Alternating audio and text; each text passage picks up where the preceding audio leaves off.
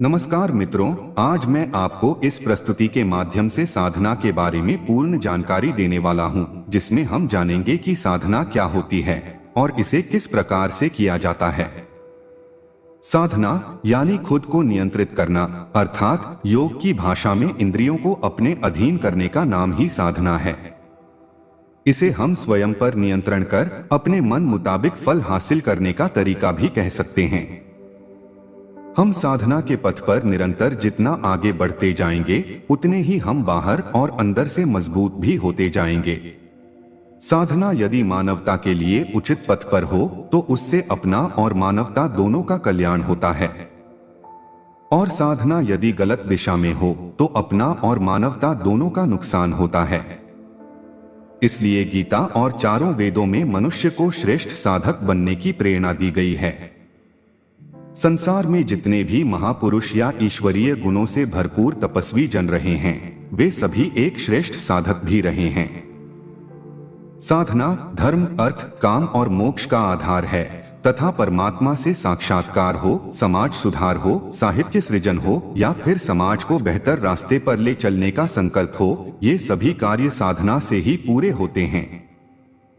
वेदों में साधना के 4 स्तर बताए गए हैं: आध्यात्मिक साधना, ध्यान साधना, स्तुति साधना और मूर्ति पूजा। इन्हीं साधनों के माध्यम से हम कई प्रकार की सिद्धियों को प्राप्त करते हैं। तो चलिए एक एक करके साधना के सभी स्तरों को जानते हैं। पहले स्तर आध्यात्मिक साधना का मतलब है कि व्यक्ति को अपने जीवन में ऐसे परिवर्तन लाना है जिससे वह संपूर्ण सत्य को जान सके और ईश्वर के तुल्य बनने में समर्थ हो सके। आध्यात्मिक साधना का मूल उद्देश्य यह है कि व्यक्ति का संपूर्ण शरीर या हर एक अंग ईश्वर को प्राप्त करें या उसके तुल्य हो जाए। आध्यात्मिक साधना के 3 मार्ग होते हैं: ज्ञान मार्ग, कर्म मार्ग और भक्ति मार्ग।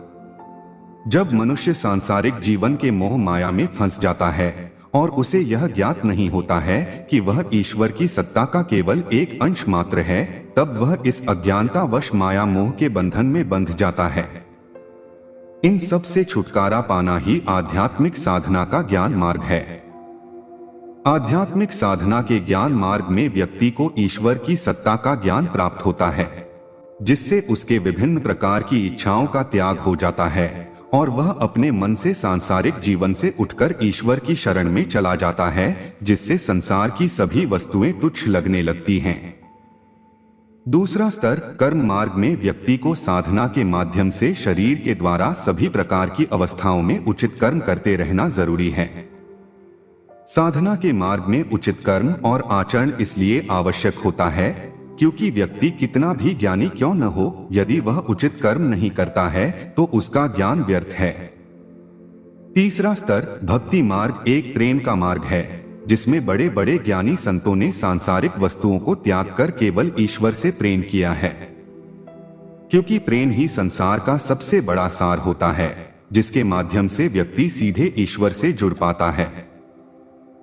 साधना का दूसरा स्तर है ध्यान साधना। इस साधना का तात्पर्य है कि व्यक्ति अपनी मनोदशा को पूर्ण रूप से एकाग्र कर लेता है, अर्थात जब वह अपने मन को पूर्ण रूप से नियंत्रित कर लेता है तो उसकी सभी मनोदशाएं पूर्ण हो जाती हैं। ध्यान साधना के अंतर्गत हम ध्यान तब तक करते रहते हैं जब तक हम पूरी तरह से वैसा करने में सक्षम नहीं हो जाते जैसा हम चाहते हैं।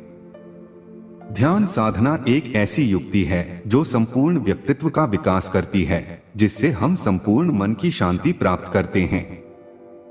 मूलतः ध्यान साधना को 4 भागों में बांटा गया है: पहला देखना, दूसरा सुनना, तीसरा श्वास लेना और चौथा आंखें बंद करके तथा मौन होकर सोच पर ध्यान देना। देखने को दृष्टा या साक्षी ध्यान, सुनने को श्रवण ध्यान, श्वास लेने को प्राणायाम ध्यान और आंखें बंद कर सोच पर ध्यान देने को भ्रिकुटी ध्यान कहा गया है। साधना का तीसरा स्तर है स्तुति साधना। इस साधना में भक्तों द्वारा अपने इष्ट देव का गुणगान किया जाता है। इसमें हम अपने ईश्वर का स्वरूप, उनकी महिमा तथा उनकी शक्तियों के विषय में गुणगान करते हैं और निरंतर आस्था रखकर उनको पाने का प्रयास करते रहते हैं। साधना का चौथा स्तर है मूर्ति पूजा। इस साधना में साधक सिद्धि प्राप्त करने के लिए भगवान की मूर्ति को दिन रात पूजा करता है और अपनी मनोकामनाओं को पूर्ण करने के लिए भगवान से प्रार्थना करता है। मूर्ति पूजा में साधक किसी पत्थर, मिट्टी या अन्य चीजों से अपने इष्ट देव की प्रतिमा तैयार करता है और उसमें सर्वगुण संपन्न परमात्मा की छवि को महसूस करता है। मित्रों, अभी तक आपने ये जाना कि साधना क्या होती है तथा इसके कितने स्तर होते हैं। अब हम जानेंगे कि साधनाएं किस प्रकार से की जाती हैं। हिंदू धर्म में सिद्धियों को प्राप्त करने के लिए हजारों प्रकार की साधनाओं का वर्णन किया गया है, परंतु हम आपको इस वीडियो में मुख्य 4 प्रकार से की जाने वाली साधनाओं के बारे में बताएंगे, जिसके माध्यम से आप हजारों प्रकार के लाभ प्राप्त कर सकते हैं। इन्हीं साधनाओं के द्वारा मन को एकाग्र किया जाता है और व्यक्ति विभिन्न प्रकार की सिद्धियों का स्वामी बन जाता है।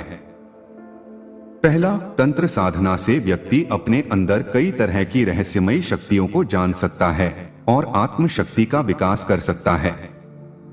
तंत्र साधना एक ऐसी प्रक्रिया है जिससे हम अपनी आत्मा और मन को बंधन से मुक्त कराते हैं।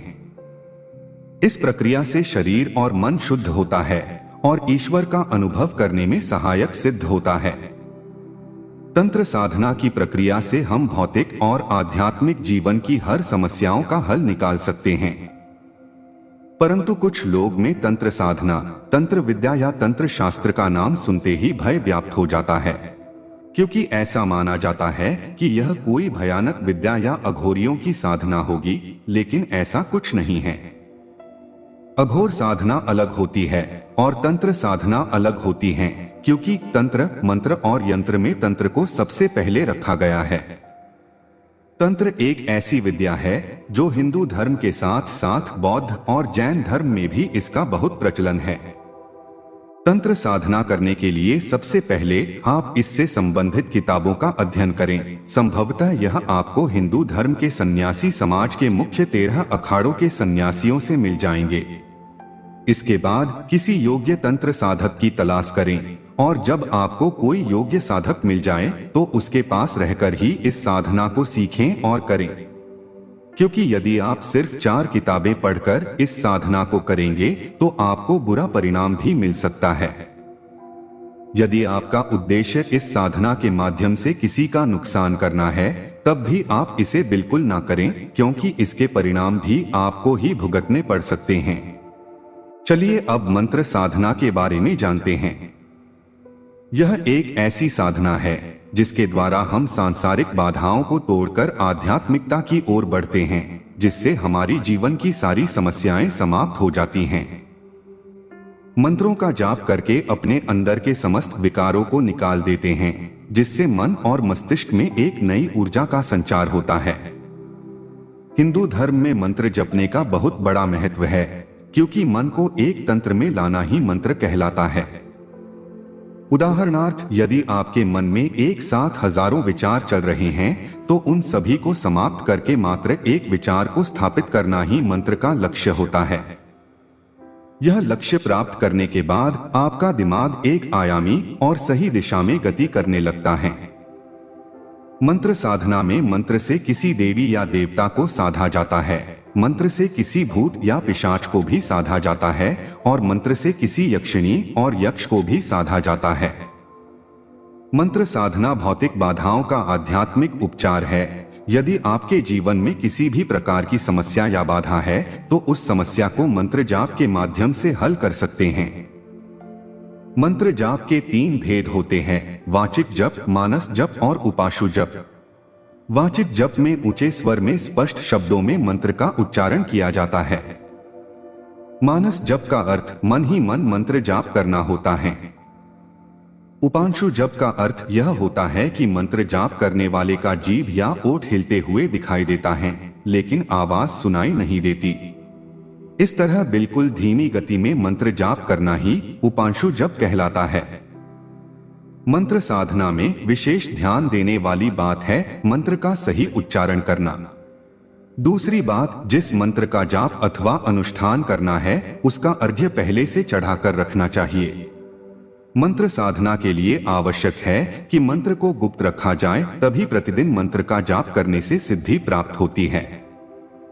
किसी विशिष्ट सिद्धि के लिए सूर्य अथवा चंद्र ग्रहण के समय किसी भी नदी में खड़े होकर मंत्र जाप करना चाहिए, क्योंकि इसमें किया गया मंत्र जाप शीघ्र लाभदायक होता है। चलिए अब जानते हैं कि यंत्र साधना क्या होती है और इसे कैसे किया जाता है। जिस प्रकार मनुष्य के लिए घर की आवश्यकता होती है जिससे वे सुखपूर्वक रहते हैं, ठीक उसी प्रकार देवी देवताओं के रहने के लिए निवास हेतु उपयुक्त स्थान को यंत्र कहा गया है। यंत्रों का एक नाम देवनगर भी कहा गया है। यही कारण है कि इस लिपि के आधार पर बनी भाषा को देवनागरी कहा जाता है। इन देवनगरों में न केवल देवता बल्कि प्रत्येक देव के अधिदेव, प्रत्यधिदेवता, परिकर आदि भी विराजमान रहते हैं। अतः यंत्र केवल कुछ रेखाओं का विनोदात्मक जाल मात्र न होकर साक्षात देवताओं का आवास गृह है। इन्हीं यंत्रों से व्यक्ति को देवताओं की कृपा दृष्टि प्राप्त होती है, जिससे देवता प्रसन्न होकर सर्वस्व प्रदान करते हैं।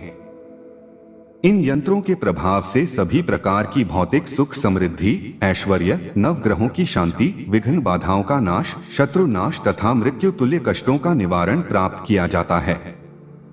जैसे यदि किसी व्यक्ति को अपने जीवन में धन का अभाव है तो वह श्री यंत्र स्थापित कर उसकी पूजा अर्चना के द्वारा अपने लक्ष्य को शीघ्र ही प्राप्त कर सकता है। हमारे शास्त्रों में भिन्न भिन्न यंत्रों का उल्लेख है, जिससे व्यक्ति किसी एक यंत्र पर ध्यान केंद्रित करते हुए संपूर्ण ब्रह्मांड के विस्तार को अनुभव कर सकता है। जब व्यक्ति पूर्ण रूप से उसी में लिप्त हो जाता है तब उसे ब्रह्मांड और स्वयं में अर्थात लोक परलोक या लौकिक पारलौकिक में कोई अंतर नहीं दिखाई देता।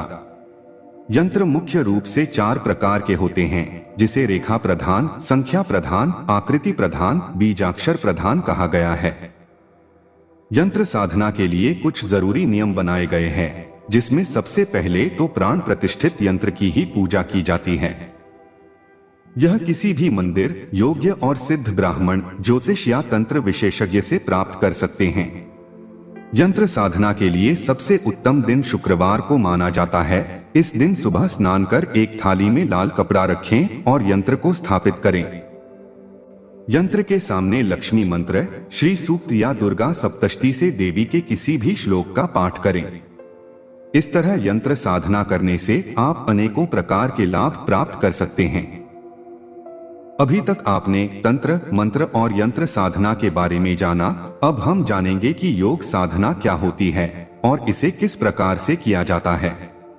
योग साधना एक ऐसी साधना है जिसको पूर्ण रूप से संयमित होकर करने से विभिन्न प्रकार के सत्यता का ज्ञान होता है और हम आत्मज्ञ बनते हैं। यह साधना जीवन को सुख, शांति और आनंदित करती है तथा यह आत्मा और परमात्मा से मिलन कराने का एक माध्यम भी होता है। योग साधना मनुष्य जीवन के लिए बहुत महत्वपूर्ण माना गया है, क्योंकि योग से ही हमारा शरीर स्वस्थ और निरोगी रहता है, जिससे पूरे शरीर में नई ऊर्जा का संचार होता रहता है। इसलिए योग साधना को सभी साधनाओं में श्रेष्ठ मानी गई है, क्योंकि यह शुद्ध, सात्विक और प्रायोगिक है और इसके परिणाम भी तुरंत और स्थायी होते हैं। शास्त्रानुसार योग साधना के 8 अंग बताए गए हैं, जिन्हें अष्टांग योग भी कहा जाता है। ये 8 अंग यम, नियम, आसन, प्राणायाम, प्रत्याहार, धारणा, ध्यान तथा समाधि है। योग साधना के इन 8 अंगों को 2 वर्गों में विभाजित किया गया है, जिसमें 5 बहिरंग एवं अंतिम 3 अंतरंग साधना के अंतर्गत रखे गए हैं। इस तरह एक योगी योग साधना के मार्ग पर आगे बढ़ते हुए तथा उपरोक्त यम, नियम आदि साधनों को अपनाते हुए बहुत ही विवेकपूर्ण और धैर्य के साथ आगे बढ़ता है और अपनी लक्ष्य को पूरा करता है। आप लोगों में से कई लोगों ने सिद्धि प्राप्त कैसे करे, इसके बारे में पूछा था। साधक इसी योग साधना द्वारा अष्ट सिद्धियों को प्राप्त करता है और अपनी सभी तरह की मनोकामनाओं को पूर्ण करता है। साधना के बारे में कुछ ऐसी बातें हैं जिसे जानना आपके लिए अति आवश्यक है, तो चलिए उन बातों को जानते हैं। पहला है, साधना में श्रद्धा क्यों जरूरी है। किसी भी प्रकार के साधना में श्रद्धा का होना बहुत जरूरी इसलिए है क्योंकि बिना श्रद्धा के आप कुछ भी प्राप्त नहीं कर सकते। किसी भी साधना में वही व्यक्ति सफल हो सकता है जिसके मन में अपार श्रद्धा होती है। श्रद्धा पूरे मन से होनी चाहिए, क्योंकि हमारा मन ही ईश्वर से टकराकर अनुभूति प्राप्त करता है और सफलता मिलती है। दूसरा है, साधना में सफलता के लिए मन निर्विकार क्यों होना चाहिए। किसी भी प्रकार की साधना से सिद्धि प्राप्त करने के लिए हमारे मन मस्तिष्क में निर्विकार होना जरूरी है, क्योंकि जब मस्तिष्क में किसी भी प्रकार की कोई विकार नहीं होंगे और अन्य प्रकार के विचार भी नहीं होंगे, तभी हम अपनी साधना के द्वारा हर सिद्धि को प्राप्त कर सकते हैं। यदि हमारा मन निर्विकार नहीं होगा तो हमारे ऊपर कई प्रकार के विचार आघात करेंगे, जिसके फल स्वरूप हम भी सामान्य बने रहेंगे। यदि किसी भी प्रकार के मंत्र को प्रभावित करना चाहते हैं तो मन का निर्विकार होना आवश्यक है, तभी हम मंत्र पर प्रभाव डालने में समर्थ हो पाएंगे। तीसरा है, साधारण बने और अपने पर गर्व बिल्कुल ना करें। किसी भी व्यक्ति के जीवन में सबसे बड़ा शत्रु उसका घमंड होता है, क्योंकि घमंड आदमी को निर्बल बना देता है। ठीक यही स्थिति साधना में भी होती है, इसलिए साधना में कभी भी किसी प्रकार का घमंड नहीं करना चाहिए, बल्कि आप यह सोचें कि जिस साधना या सिद्धि को हम प्राप्त कर रहे हैं, इससे पहले भी कई लोगों ने इसे प्राप्त कर लिया है और हमसे ज्यादा ऊंचे स्तर पर ज्ञान प्राप्त किया है। जब इस तरह का विचार आपके मन में रहेगा, तभी आपको उपलब्धि प्राप्त होगी। मित्रों, आज का हमारा यह प्रस्तुति कैसा लगा, कमेंट्स में जरूर बताइएगा। और अगर इस प्रस्तुति में कोई त्रुटि रह गया हो तो मैं आपसे और भगवान से क्षमा मांगता हूं और भविष्य में दोबारा त्रुटि न हो इसके लिए विशेष ध्यान रखूंगा। धन्यवाद।